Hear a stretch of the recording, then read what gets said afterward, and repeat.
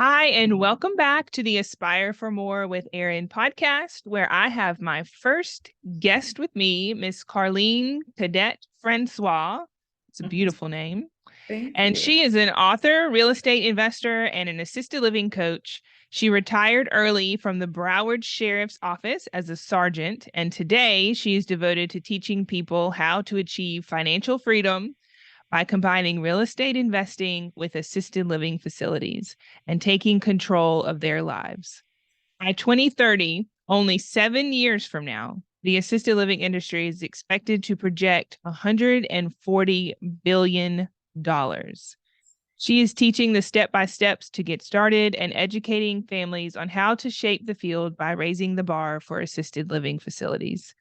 You can find more free educational blogs and resources on her website at carlenecadetfrancois.com and a wealth of free information on her social media at Carlene Cadet Francois. So welcome. Glad you're Thank here. you. Thank you for having me, Erin. I do want to say that in your bio, when you talk about financial freedom, that is a powerful place to be. It's a Yes. powerful place to be. Yes.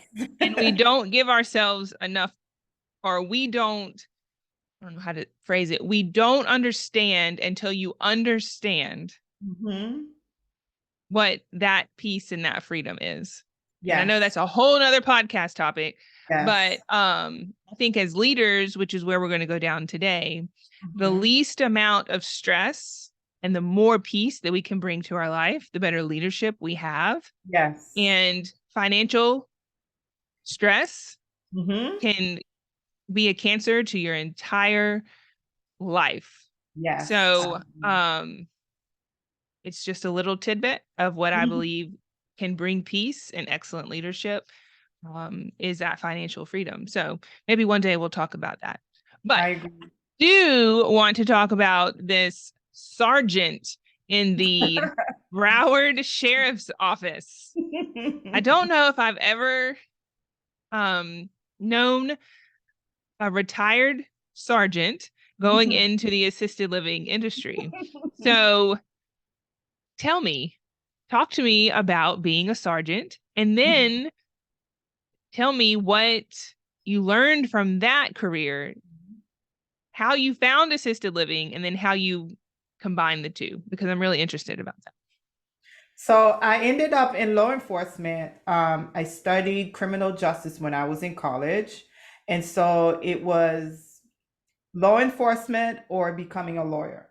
So I chose law enforcement and became a deputy, moved up the ranks and became a sergeant.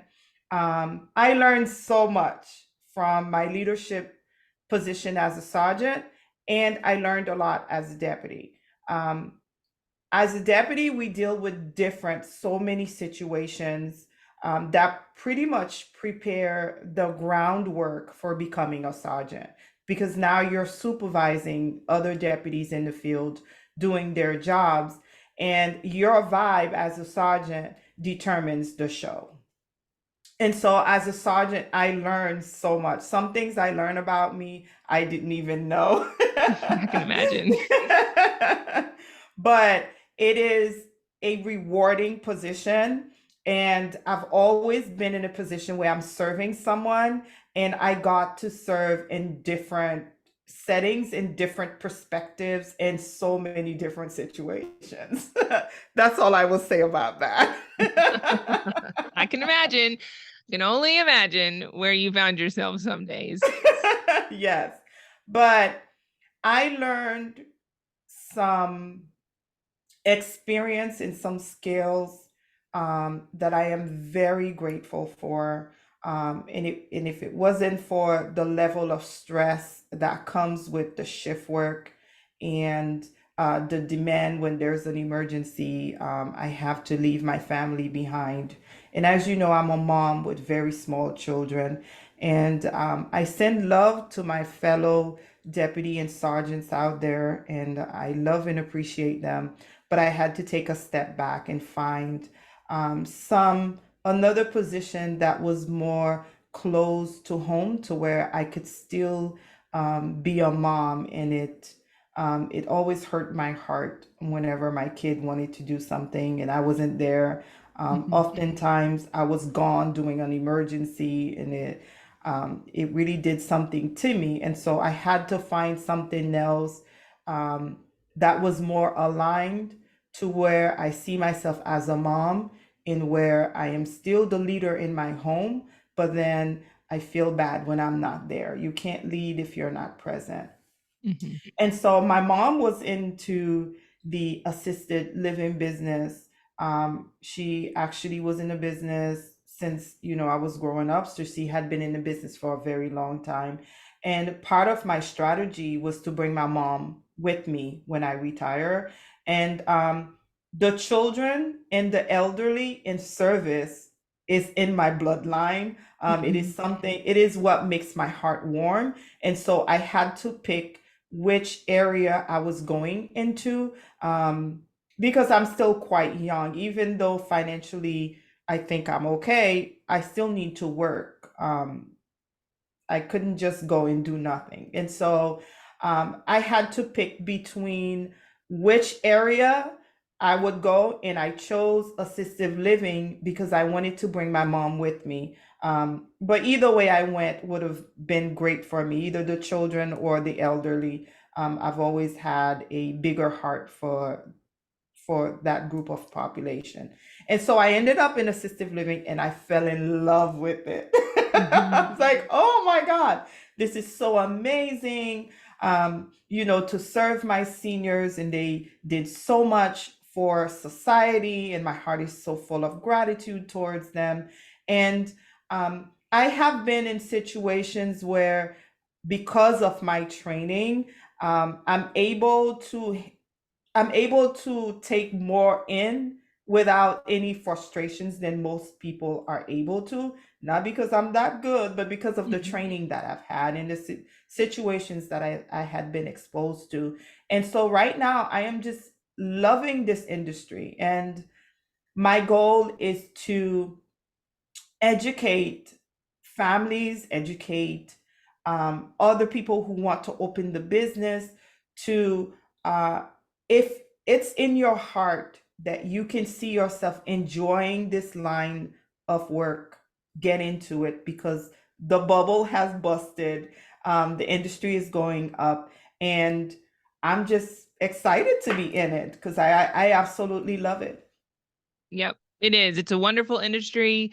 It's a trying industry. You certainly have to be resilient Mhm. emotionally. You have Yes. to be okay with doing things wrong, being Mhm. called out on doing things Yes. wrong, and then Mhm. creating a plan to make it better. Mhm. And you have to be okay with people who are cognitively impaired, which are the Mhm. people that you serve, to say Yes. whatever it is they want to say Oh, yes. when they want to say it. Because It will I have happen. we especially as women, there's a lot of things said to women inside of assisted living communities. So Mhm. that's a whole nother podcast in itself. And it Right. might have to be like rated R if we were to talk about all the things that have been said to women. But I Oh, yeah. digress. Okay, so let's talk about that training and emotional resiliency a little bit, because I was actually listening to a podcast a few months ago, and a recruiter was talking about how one of the things that you want to see inside of a leader is emotional resiliency. And so if Yes. you go in an interview, especially specifically talking about senior living, if Mhm. you go into an interview and you say that, life is perfect and the unicorns and the rainbows are in the garden full of blooms, you're going to get run out of assisted Mhm. living Mhm. pretty Oh, yeah. quickly. Yes. Yes.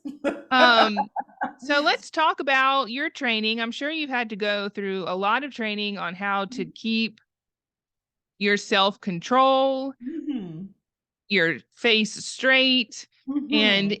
in your law enforcement days, not to Mhm. punch anybody in the face who, Mhm. you know, says Yes. some very awful things to you. Mhm.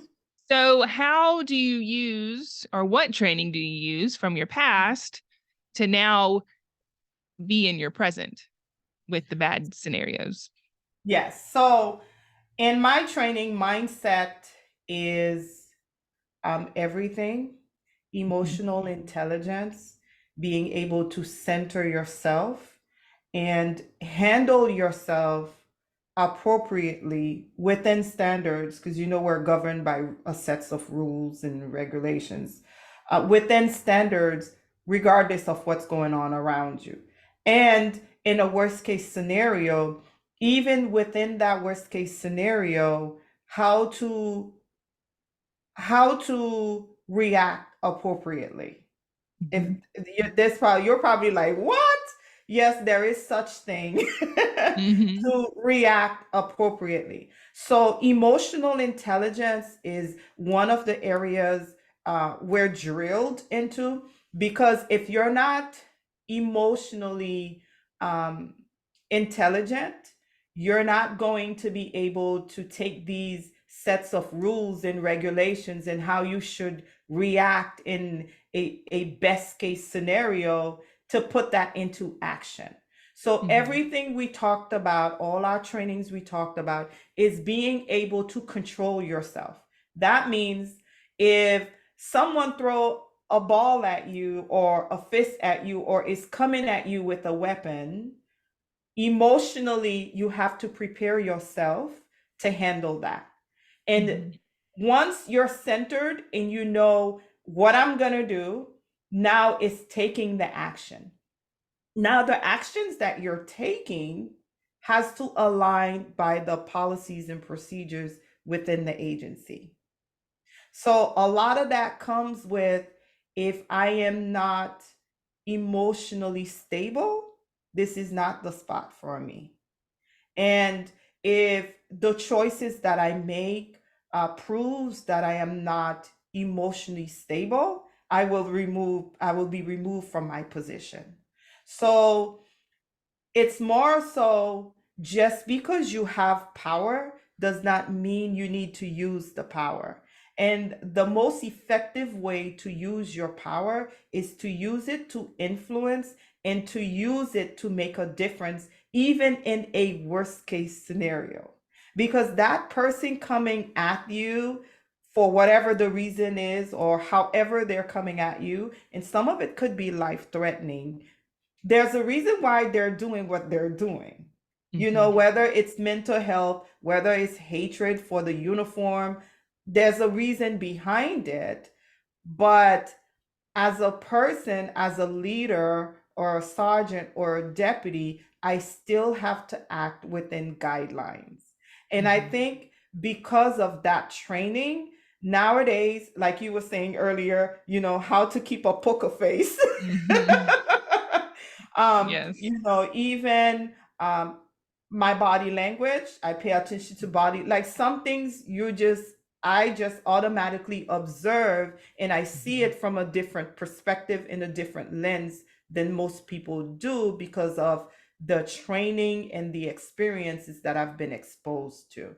And so in Mhm. assistive living, like when a family comes to me and they're upset, and they may be having a rough time or a rough day, to me that's nothing. Even though I train my staff how to handle that, because I know they haven't walked the shoes that I've walked in. And so a lot of that stuff can be pretty damaging to their mindset in the way that they look at the resident family. To me, it is not a big deal. Not to say that it's okay to do that, because it is not okay to come speak to someone any kind of way or to be upset, and to show yelling and screaming. It is not okay. But for me, it doesn't affect me as much as it would have affected someone else, because of how I look at it. Mhm. Um, because life becomes simple when your life is in the line, and you feel like, I could get hurt. I may not go home how I came. And so this resident family screaming, um, does not have a weapon. At least that's how I'm looking at it. There's no weapon Mhm. involved. Of course, your body is a weapon, but I know how to handle myself, and so I don't see it in the lens of most people could. And so oftentimes I appear to be more calm than others because Mhm. I think naturally I was a calm person, but after my training, it's like, okay, I know how to handle that. This is not a Mhm. big deal to me. And it makes a big difference to how I train my staff and how I see life in itself and how I am as a parent, you know. Mhm. Um, yeah, I work the Yeah. Department of Detention, and so we see a lot of stuff. Yes. Do you have like a mantra? Like, do you say to yourself, like, keep it cool, keep it cool. This is not about you. This is not about you. Like when you have someone coming at you full force, like I have been known myself because sometimes it's hard to hide what I'm thinking on my face sometimes, Mhm, a lot of times, so I've been told. But I in my mind, I'm sometimes this is it's good. You're good. This is not mhm, about you. This is not mhm. about you. You didn't Yes. do anything wrong, but Mhm. you have to receive the Remind information yourself. and respect. Receive Mhm. the information and respect. Mhm. Like these are the things that I'm telling myself while I'm being um talked to in a way that makes me feel uncomfortable Yes. to where when that if the situation is escalated, whether it's an associate or a family member, because we've had those situations, Mhm. the way I react either puts gasoline on the fire Mhm. or it puts it out. Mhm. And usually if someone is irrational and if you listen long enough, you can hear that it's not even about the situation Mhm. that they're complaining about. Then Mhm. you can bring it back to calming them down, you Yes. know, because half the time somebody's upset and there's not an ounce of truth to it, Mhm. or it's just about something totally different. And the fact that this random thing happened today, you just get to be the brunt of the Yeah. situation. So, do you have Yes, a so mantra that you tell yourself inside of your brain, like breathe in, breathe out? You know, do you have anything that you tell yourself? I think they train us that it's not about us, it's the uniform. Mhm. So, Yeah. and at some point, I started using it, and I've even asked, some of the situations that I've been into. I said, if you saw me at Walmart with my little jeans and my little shirt on, and I was just a regular person like everybody else, would you still say that thing that you just said to me? And Mhm. oftentimes they're like, hmm. So it goes, sometimes it's about the uniform, other times people are just a ticking bomb, and you Yeah. happen to say that one thing that just explode the whole bomb, and now it's just finding which how to handle this because two screaming people don't communicate. No. So oftentimes what I would do is I would intentionally lower my voice or I would stay quiet because as they're coming at you, they expect that you're going to say something, do something, defend yourself. And I find in communication wars, sometimes just letting the person vent, and then they're like, oh, you're going to say something? And that's where you can come in and say something, and it diffuse the situation to some Yes. degree, depending on what the situation is, the person's mindset, and how upset they are. It doesn't always work, but most of the time it does. Yeah. Silence is power. I don't Mhm. think that we as individuals give silence enough Mhm. of an understanding of how powerful that is. Mhm. Because if you let an irrational person say what it is they need to say, and then you Mhm. just sit there, Yeah. that irrational person, if there's any kind of logic, is going to replay what they just said and kind of just Mhm. sit in it for a moment. And Mhm. then and then the power is restored, right? Yes. But And it takes discipline to be able yes, to sit there and yeah. yes. And there are times where for me, as an example, I'm better at that. And then there are times where I'm like, no, no, no, let me tell you something. Mhm. No, no, sit down. Yes, that's Let's, being human. yes. So, that's important. And I think reading the room and the body language to me is a silent weapon in Mhm. leadership. It is. Um, I have seen where people come into my office and immediately Mhm. it's a threat, you Yes. know, and Mhm. I'm just sitting here eating lunch, you know what I Yeah. mean? So I know I Yeah. didn't do anything, but Mhm. immediately it just got bad, you Mhm. know, or somebody comes into the office and they're about to lose it emotionally because something happened that just destroyed them. I mean, and even through body language, you can see if the words that they're saying are actually the problem, Mhm. you Yes. know? Mhm. So I believe body language is a huge asset to any leader. And if we can, as leaders, make sure that we're not automatically assuming blame, Mhm. because that is certainly something that I have struggled with, and we keep Mhm. it neutral, Mhm. then we can read the room and then figure out where we're going and it be a real organic process. But there's a lot of people who will Mhm. instantly take things personally and Mhm. then create Yes.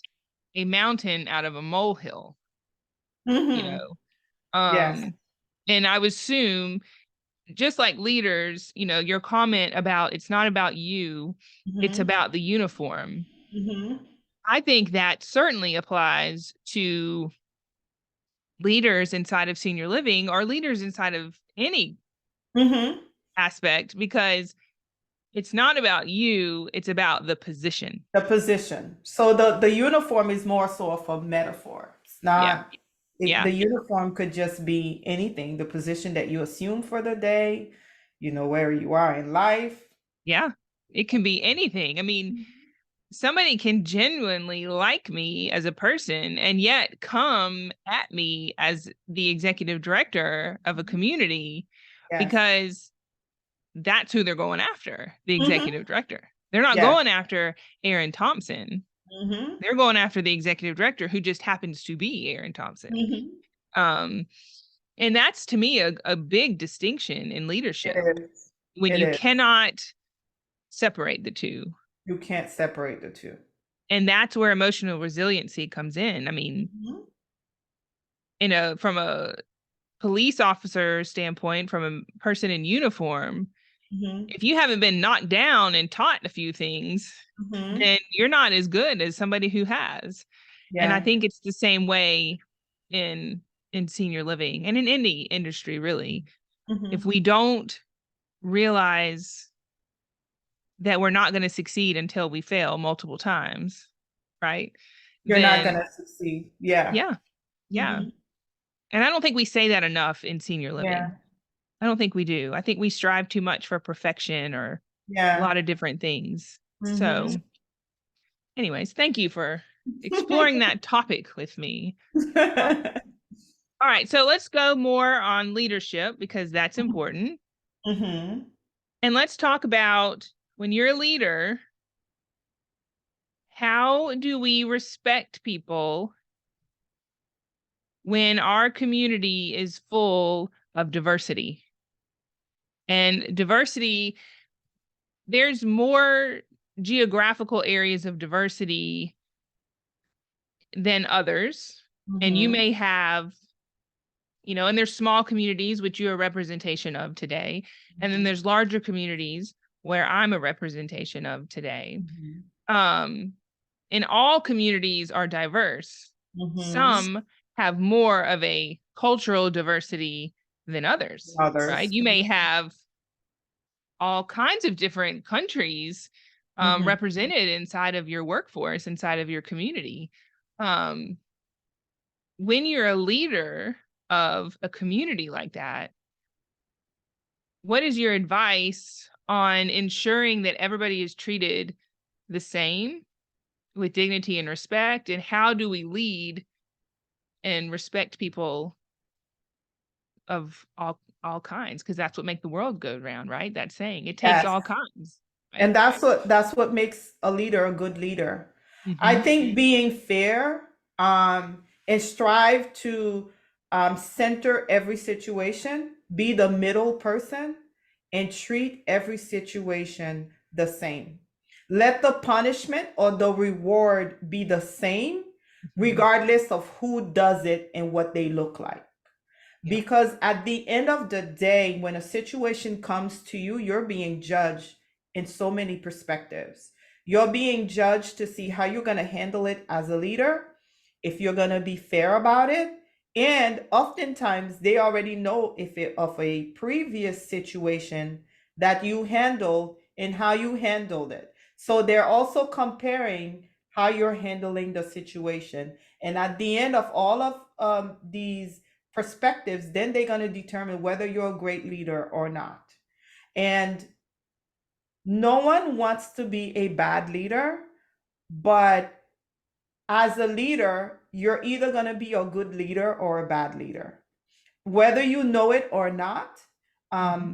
your staff and the people you lead are going to talk about you. They're going to have discussions about you. And that's how they find out when a situation happened before, how you handled it.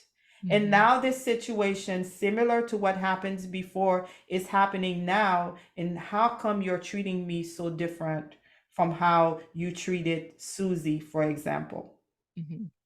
And so I think being centered and being emotionally stable and being consistent play a major role into your leadership skills. Because at the end of the day, when you're a great leader and the people you lead will let you know that, it's okay to know your strengths and your weaknesses.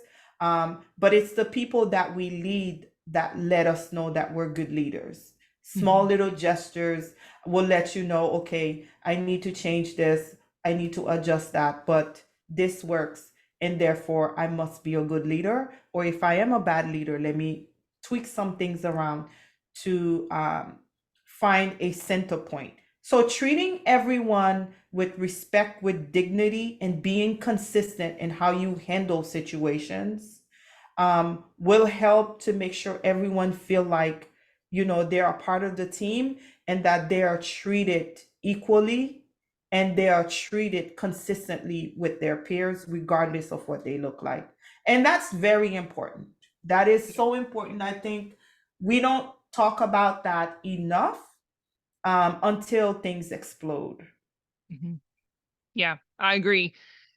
I had at one of my communities, I had a nurse, just a, I say this, just a floor nurse. She wasn't necessarily like a manager, Hmm. but we know that in assisted livings, if you're a nurse, you are a leader. You're managing that shift, and so Hmm. you are looked at and people are watching you.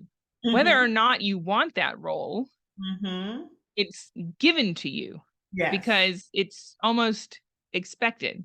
Hmm. And this particular nurse would give certain people plastic spoons and Hmm. then tell other people, no, I can't give out plastic spoons. Wow. Yeah, not good. Not good. He's I gonna mean, lose a lot of respect. not good. And Yeah. when that was brought to my attention, I went to that nurse and I just said, you're either going to do two things. You're going to Mm-hmm. stop giving plastic spoons out in general, Mm-hmm. or you're going to give a plastic spoon to everybody who Everyone. asks. Yes. And I would suggest not giving a plastic spoon to everybody who asks. Mm-hmm. So my advice is to stop giving out plastic spoons. Mm-hmm. You know, there was Yeah. another time many years ago that there was a nurse who was pregnant, and we decided, well, her supervisor decided to throw a baby shower, and it was a community-wide baby shower, Mm-hmm. a big to do. And Mm-hmm. I didn't want it done Mm-hmm. because why? Because if Mm-hmm. we're going to throw one person a community-wide baby shower, You gotta do then it we're for going to have to everyone. throw everybody a Yes. community-wide baby shower. And Mm-hmm. when you have 55 women working, Mhm. that could be a big to do. Yes. But they did it, and I just decided to let it be a Mhm. lesson. Mhm. And it got way bigger than I thought it was going to be, number one. Number two, there were two other pregnant women working Yeah. in a non-director management LPN role. Mhm. And that was hard conversation to have. Yes. It was It kills hard. the morale of the, yeah, Yes. it just Why kills would the we do morale. that for one when we're not going to do it for all? Yeah. And when it was my turn and I was pregnant, I said, we will Mhm. not be throwing me a baby shower Good. because I am making a point. I am Mhm. no different than anyone else. If Yes. we want to throw air in a baby shower, we will throw it off site and everyone will get an invitation. And we Yes. will try to accommodate the people who are at work. And Mhm. that's what we did. Mhm. And from that point on, if you're not going to give spoons to everybody, you're not giving So, spoons. yeah, And exactly. if you're not going to throw baby showers for everybody, we're not going to throw a community-wide baby shower because Mhm. we unconsciously made somebody feel unvalued. Yep. And it goes even bigger than that because not only do they feel unvalued and unimportant, now the way that they do their jobs will change. Yeah. And if you leave a bad apple with a good apple for long enough, eventually the good apple will start to get a little rotten. Yeah. So Yeah. and I mean, it's true. yeah, Go ahead. and it becomes a bigger issue because everyone is watching. When so and so had a baby, it was a big baby shower, and now that um, I'm pregnant, nothing for me. And everyone in that position see themselves as undervalued. And the Yeah. way that they do their jobs will change going forward. Whether we Mhm. see it, acknowledge it, or not, when you have an employee who is doing their jobs from a sound place where they feel they are valued, you get so much out of them. But when you get one that feel like, they may have so much going on in their lives outside of work, and now that they come to work and now they're being treated in a way, whether it's consciously or unconsciously, it makes a difference on how this person feels and how they do their jobs. And no business could thrive without good employees. That's just how it goes. The Mhm. leader and the employees are the business. That's just, Mhm. and if you make your staff feel unimportant, if you make people feel unimportant, it's going to play a role into how they look at you as the leader and how they look at the business in general.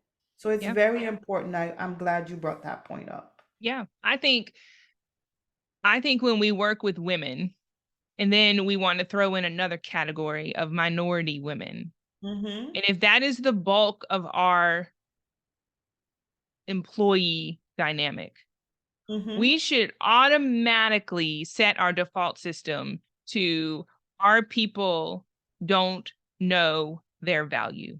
Mm-hmm. Our people don't know their worth because the Mm-hmm. odds are the majority of them don't. Yes. It's very few women that walk around really understanding their value and their worth Mm-hmm. consistently. And Yes. it's our job to enforce and remind Mm-hmm. that a community does not run Mm-hmm. without caregivers.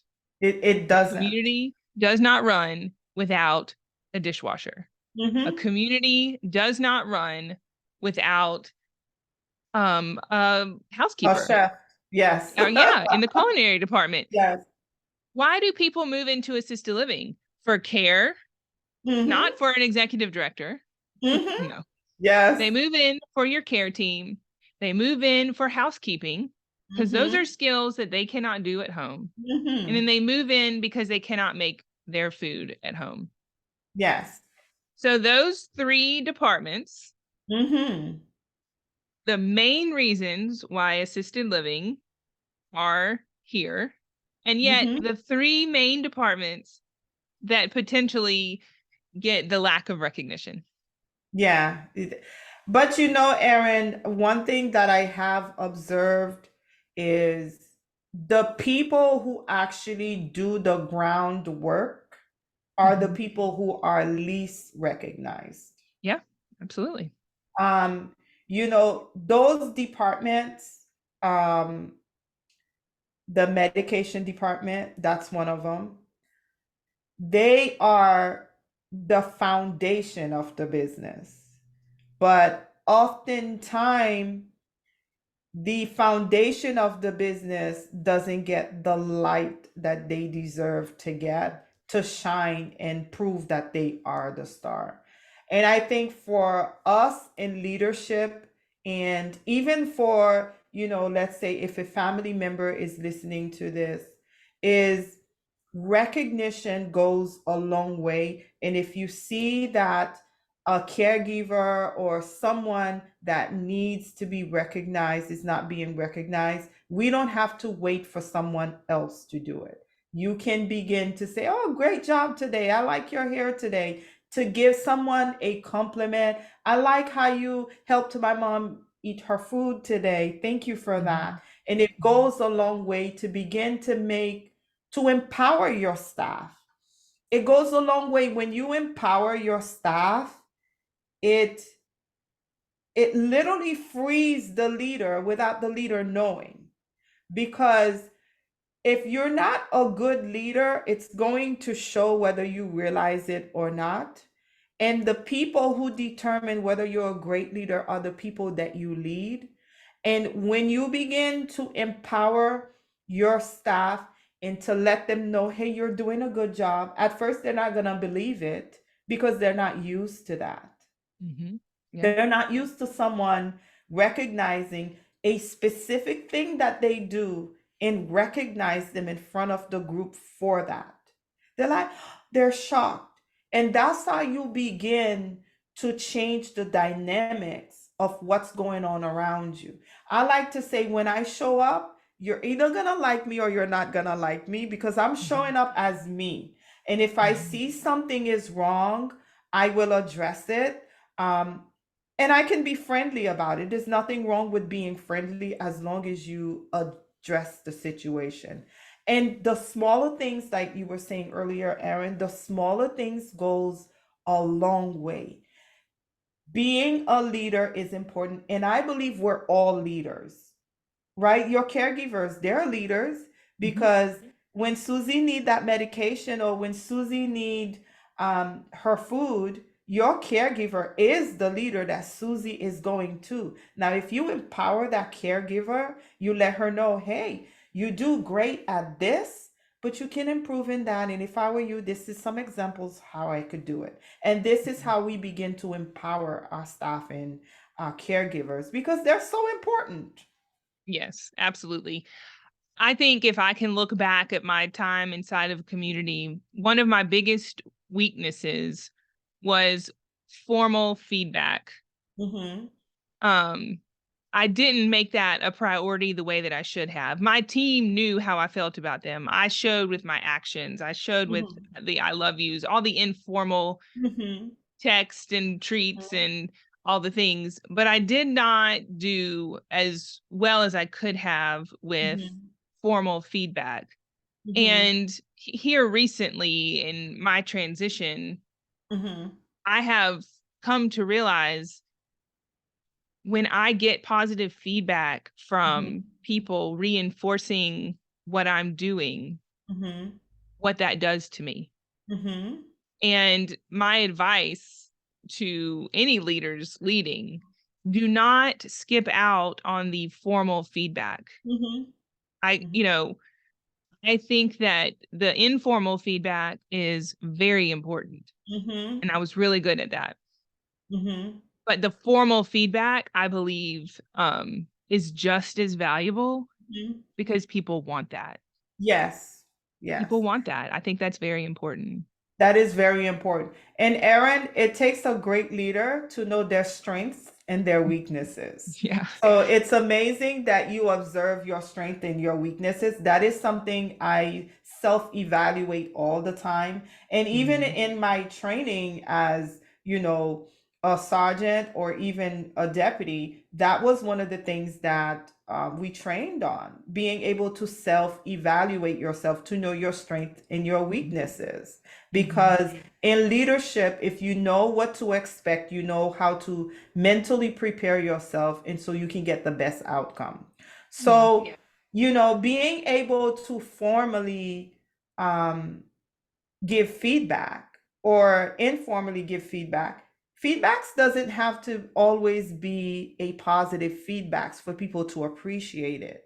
Yeah. You know, I think for me, the most negative feedbacks that I have had as a leader literally shifted my mindset as to how I looked at things.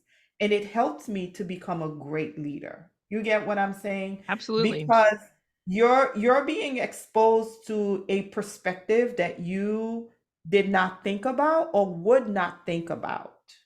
And Mhm. so now leading with that perspective under your belt, you're better able to make wiser decisions. So Yeah. that what you just said is so important. And I think a lot of us need to do more of that, the formal, informal feedbacks. And it doesn't have to be a big deal. Um, I have, for example, I have given formal feedback. So let's go outside and have a talk, for example. Let's go Mhm. outside. It doesn't even have to be like, let me pull you into the office. But Mhm. my body language, the mood, the vibes, you know that this is a serious feedback. You know, Mhm. we need Mhm. to make change right Mhm. away. Yeah. And oftentimes, the way we handle the whole situation um, makes the outcome of it a little bit more realistic. And so Yeah. that is what you said is so important. Yes. Well, thank you. Anything else that you want to add? This has been, I could sit here and talk to you all day long. So I think a leadership discussion is um very vital. Mhm. I am building a company that can provide consistent leadership development programs and new Good, administrator programs because I believe good. that the soft skills are not taught enough to Yes. new leaders. Mhm. The trainings that you get when you're in the Yes. uniform, these are the Mhm. trainings that we as leaders in senior living need. Mhm. So this, I believe, is a very valuable conversation with a lot of hot topics, Mhm. and hopefully keys for people to succeed inside of their Mhm. community and Yes. understand that we all don't think the same. Mhm. We all come from different backgrounds with different um, weight of our baggage. Mhm. We all come with Perfectly baggage, said. you know? So I really appreciate your insight and you have the floor. Is there anything else that you want to say? I would say also, Erin, like how you're being a voice to shine light into these situations that, you know, people don't really talk about within the Mhm. workplace. I would say, um, if you see your peers are struggling, if you see that someone is being rude or disrespectful or making others feel like they are not valued, you are a leader. You can take a stand. Um, and of course, you don't have to be rude about it. You can do something about it. You can pull that person that's being rude aside and say something, or you Mhm. can go to a manager who can do something about it. And you can say something to your peers to let them know, you know, I know you just heard what you heard and it's unfortunate, but you know, not everybody think that way. And I'm sorry that you have to go through what you're going through, because whether they show emotions or not, whatever was done or said did something to them. And to hear someone validate that and to say, if you're upset about what you heard, I understand, sometimes can go a long way. So just to remember we're all leaders in different phases, and to remember that we can do something about the situation goes a long way sometimes. Absolutely. I think validation is certainly Hmm. a very key concept in making Yeah. sure that people feel seen and heard. Hmm. Absolutely. Perfectly All right. said. Thank you for your time, Miss Carlene. I appreciate Thank you, it. And your Erin. information will be in the show notes for this podcast. Yes. So, All right. Thank you hi. for having me. Yes, yes. You're so welcome. Bye bye.